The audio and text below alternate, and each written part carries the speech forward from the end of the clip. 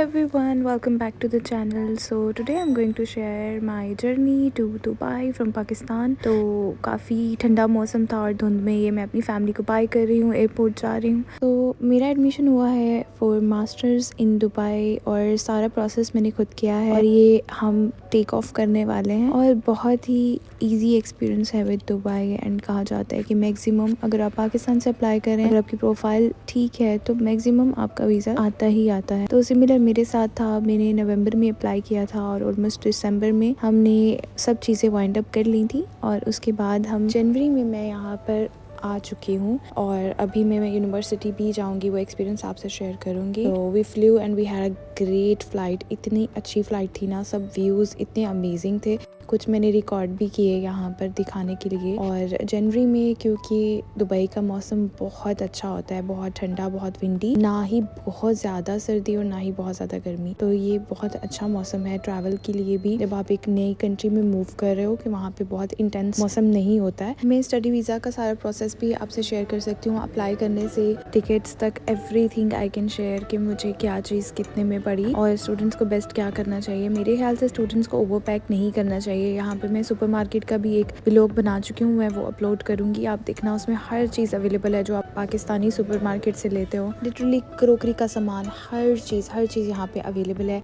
आपको किसी भी चीज़ की ज़रूरत नहीं होती पाकिस्तान से। सो आप अपना मिनिमम लगेज भी कैरी कर सकते हो और इजीली यहाँ पे ट्रैवल कर सकते हो। और व्यू चेक करो, it was a beautiful view and हमारा एक्सपीरियंस बहुत अच्छा रहा है विद फ्लाई दुबई।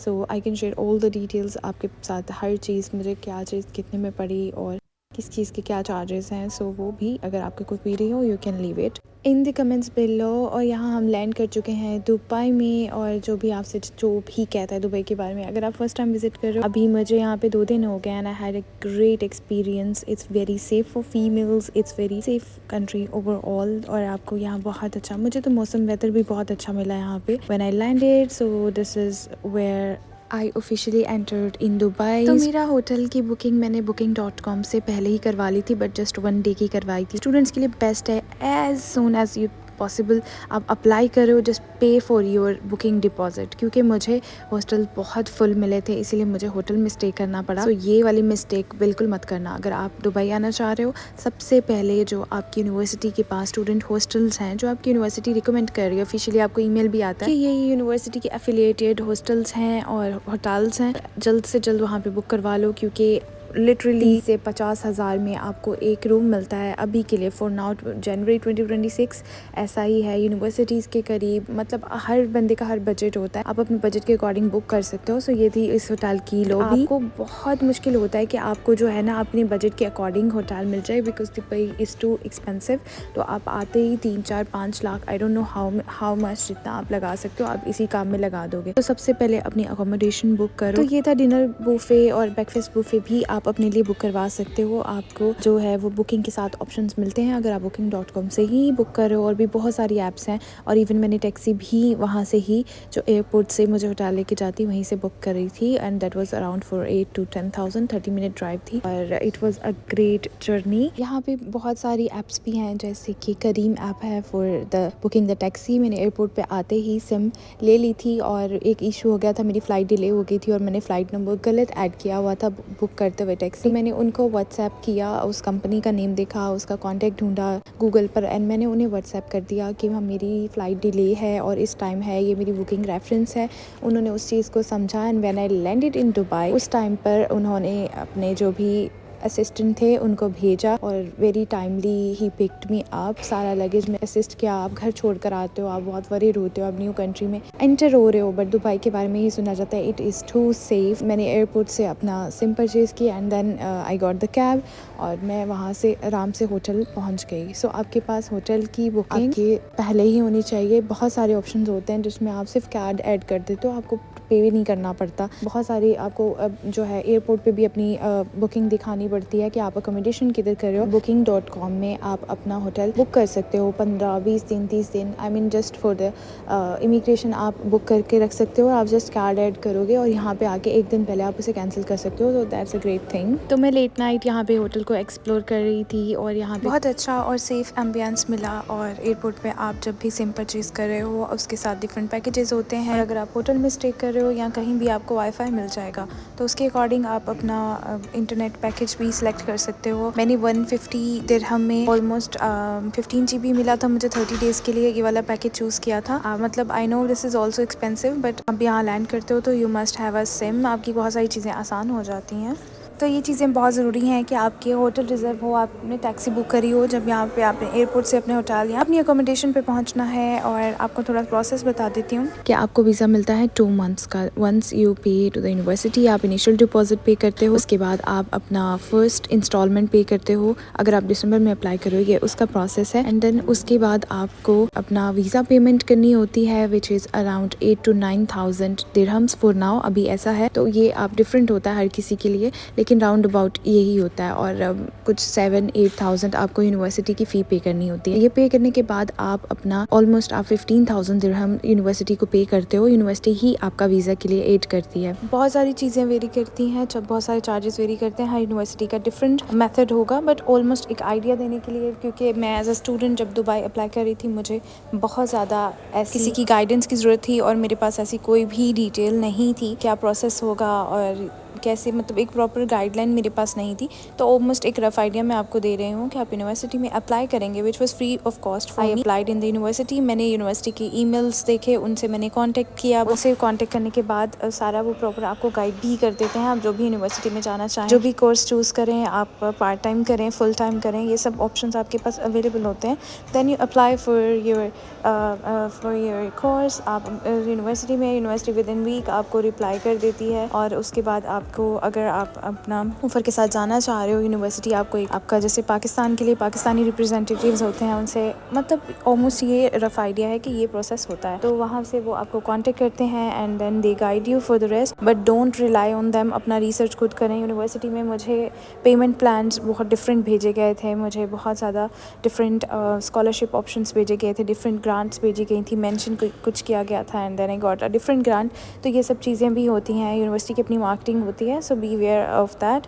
उसके बाद आप अपना अप्लाई करते हो और you get the conditional letter. आप उसका कंडीशन अगर मीट करते हो यू गेट अनकंडीशनल लेटर।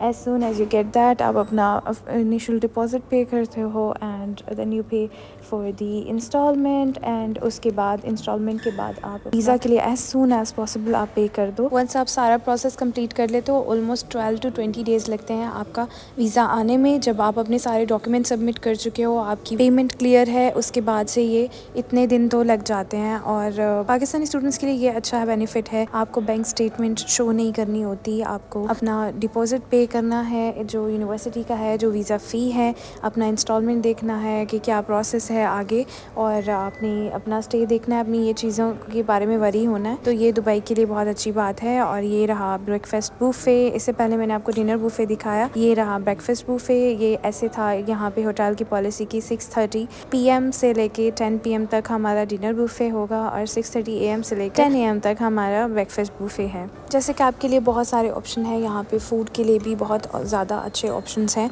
बहुत सारी ऐप्स हैं, आप वहाँ बुक कर सकते हो। बट क्योंकि मुझे नहीं पता था कि मैंने कहाँ से ऐप्स डाउनलोड नहीं की हुई थी, तो इसीलिए मैंने ब्रेकफास्ट और डिनर बुफ़े ही इंक्लूड करवा लिया। तो ये बहुत ईजी यहाँ पे दुबई का सिस्टम है। आई थिंक बहुत ज़्यादा टूरिज़्म है, इस वजह से इन्होंने हर चीज़ बहुत अच्छे से मेंटेन करी हुई है। सो ये चीज़ है कि आपको पाकिस्तानी खाने तो नहीं मिलेंगे, लेकिन at least you will have food. आपको खाने की तरफ से परेशानी नहीं होगी। अगर आप होटल में स्टे कर रहे हो, आप ऐसे बुकिंग करवा सकते हो। एक और बात मैं आगे इंक्लूड करती चाहूँ, इमिग्रेशन में भी बहुत सारी चीज़ें होती हैं ड्यूरिंग एयरपोर्ट। आपको अपना लगेज जो है वो अपना जो भी आपका लगेज का लिमिट है उससे एक्सीड मत करो। मेरा आई थिंक हैंड कैरी कुछ 5 kg एक्सीड कर रहा था और उन्होंने समहाउ मेरी बात सुन ली और समहाउ मेरे लगेज को उन्होंने मैनेज करवा दिया, लेकिन उन्होंने बताया मुझे एक चीज़ कि अगर 1 kg भी आपका लगेज एक्सीड करता है तो हम उसके लिए कुछ 3300 पाकिस्तानी रुपीज़ चार्ज करते हैं, जो कि हम आपके लिए नहीं कर रहे हैं एंड समहाउ हम इसको मैनेज कर रहे हैं। तो that was a great gesture bye them. Travel documents की बात की जाए तो आपका वीज़ा, आपकी टिकट और आपका पासपोर्ट, मैंने ये 3 चीज़ें सब प्रिंट आउट्स लेके इसको स्टैपल कर दिया था। पासपोर्ट तो आपके पास होना ही चाहिए। इसके अलावा मुझे एक डॉक्यूमेंट की ज़रूरत पड़ी, वो थी मेरी यूनिवर्सिटी का अनकंडीशनल लेटर। वो वहाँ पे उन्होंने बोला कि आप ज़रूर दिखाएं। अकोमोडेशन का उन्होंने मुझसे ऐसा सच नहीं पूछा, लेकिन मैंने एहतियातन 15 दिन की रिजर्वेशन करवा के रखी थी, जिसमें मैंने पे नहीं किया था। मैंने कार्ड एडिट किया और उसको booking.com पे बुक कर लिया, जस्ट इन केस वो देखना चाहें, क्योंकि मैंने अकोमोडेशन अभी नहीं करवाई थी। मैंने ये फाइनल किया था कि मैं जाके जो मुझे बेटर लगेगा उसके अकॉर्डिंग मैं अपनी अकोमोडेशन बुक करवाऊँगी, जो कि प्रोसेस अभी भी जो है वो जारी है, कंटिन्यू है। और एक और चीज़ है, जो इमिग्रेशन में आपको बहुत सारे क्वेश्चंस करते हैं, वो आपको आपका कोर्स पता होना चाहिए। आपसे वो पूछा जाता है कि दुबई इज़ वेरी एक्सपेंसिव, तो आपको कौन स्पॉन्सर कर रहा है, you must have a valid reason. I told them कि मेरी फैमिली मुझे सपोर्ट कर रही है, we have a family business. उन्होंने कहा कि दुबई में वर्क कितना अलाउ है। ये एक ट्रिकी क्वेश्चन था, क्योंकि मेरे वीज़ा पे ये मेंशन है कि दुबई में वर्क बिल्कुल भी अलाउ नहीं है फॉर स्टूडेंट। मैंने कहा नहीं अलाउ है होता। कहते ओके, आपने पे कैसे किया है, आप मुझे पेमेंट की रिसीट ना दिखाओ, आप मुझे अपना ईमेल में चेक करवाओ आपका अनकंडीशनल लेटर, प्लस आप मुझे अपना ईमेल में दिखाओ कि आपने पेमेंट की है, उसकी ट्रांजैक्शन भी दिखानी पड़ती है। सो आपको ईच एंड एवरीथिंग पता होनी चाहिए इमिग्रेशन को क्लियर करने के लिए। और इसके अलावा मुझे लगता नहीं है कि कोई भी डॉक्यूमेंट नीडेड था वाइल ट्रैवलिंग। इन सब डॉक्यूमेंट से ही हमने कंप्लीट कर ली थी अपनी ट्रैवलिंग। इसके अलावा मैंने देखा एक जगह इमिग्रेशन हो रही थी एक लड़के की, I think he was going to Bahrain for work visa. उन्होंने लिटरली उसे 2-3 क्वेश्चन किए, किसके पास जा रहे हो, क्या काम है, शायद उसको कोई रेफ़र कर रहा था रिलेटिव। एंड उसके बाद उन्होंने सिंपल उसको ये बोला इमिग्रेशन में, अपना फ़ोन अनलॉक करके हमें दे दो। एंड आई सॉ दैट कि वो उसका जो भी वॉइस नोट्स थे व्हाट्सएप के, वो सब सुन रहे थे। So that's also possible for immigration, कुछ भी हो सकता है वहाँ पे। So you should be very clear about that कि आप हर चीज़ रेडी रखो और हर तरह से मेंटली प्रिपेयर हो। You don't need to be get nervous. आपको पता होना चाहिए कि आप like if you are going on a student visa, तो आपका कोर्स क्या है और आप इसी कंट्री में ये क्यों करना चाह रहे हो, आपकी फ़ी क्या है, कितनी पेमेंट जा चुकी है, क्या इंस्टॉलमेंट है, ईच एंड एवरीथिंग आप मेंटली प्रिपेयर रहो। सो यहाँ पे दुबई होटल में मेरे साथ बहुत फ़नी एक्सपीरियंस हुआ कि I was staying in a room, जो कि मैंने पहले आपको दिखाया। एंड उस रूम में क्या होता है कि फजर के टाइम आपको ना, मुझे ऐसा फ़ील हुआ कि बाथ से शॉवर की आवाज़ आ रही है। And when I open the bathroom, वहाँ पे कोई नहीं था, बट स्टिल आवाज़ आ रही थी। मतलब that was scary, very scary for me. तो इसीलिए मैंने बस वो किसी तरह जो है ना, मैं लॉबी में आ गई and then I went with the breakfast. और उसके बाद मैंने उनको नेक्स्ट डे बोला कि जब मेरा नेक्स्ट डे मैंने दोबारा बुक किया सेम होटल, और मैंने उन्हें पूछा कि if you can change my room, they said okay we will, and they did change my room. तो वो वहाँ पे मेरा एक्सपीरियंस बहुत अच्छा रहा, जो कि बिल्कुल ही वैसा रूम था, but it was a different room on same floor, but room different हो गया। और सम टाइम आप थके होते हो, सम टाइम इर्द गिर्द बहुत सारी आवाज़ें होती हैं, जिसकी वजह से आपको वहम भी हो जाता है। But I was glad that I change my room. और हम रिस्क क्यों कर लें ना, रिस्क लेने की ज़रूरत नहीं है, रिस्क नहीं लेने का। तो इसलिए मैंने रूम चेंज कर लिया। और ये वाला रूम जो है ये स्टूडेंट्स को भी अलॉट करते हैं। स्टूडेंट्स का ये यहाँ पे सिनेरियो होता है कि चाहे आप हॉस्टल बुक कर रहे हो, चाहे आप होटल बुक कर रहे हो, आपको एक अपना सिक्योरिटी डिपॉजिट देना है, विच इज़ रफली, मैं अपना एस्टिमेट बता दूँ, 2-3,000 आपको पे करना होता है। और उसके बाद आपने जितने मंथ्स का आप पे करना चाह रहे हो, कुछ जगह पे हॉस्टल्स पे आपको जो है वो एडवांस में पे करना होता है, कुछ में आप साथ साथ इंस्टॉलमेंट्स पे करते रहते हो है। और ये मैं कुछ जो है ना होटल रूम को एक्सप्लोर कर रही थी। तो ये एक्स्ट्रा लॉक है डोर पे, वैक्यूएशन प्लान है और पीक होल है। तो ये सब चीज़ें हैं, बेल भी इंक्लूडेड थी। वेल ये तो मैनिटीज़ भी थी, everything was available. So it was a great experience with the hotel. And I hope ये वीडियो आपके लिए कुछ इन्फॉर्मेटिव रही होगी। मजीद इन्फॉर्मेशन एंड एक्सपीरियंस मैं आपसे शेयर करती रहूँगी। Make sure you subscribe to the channel, like my video and do a comment below. I will meet you next one. रब राखा, बाय बाय।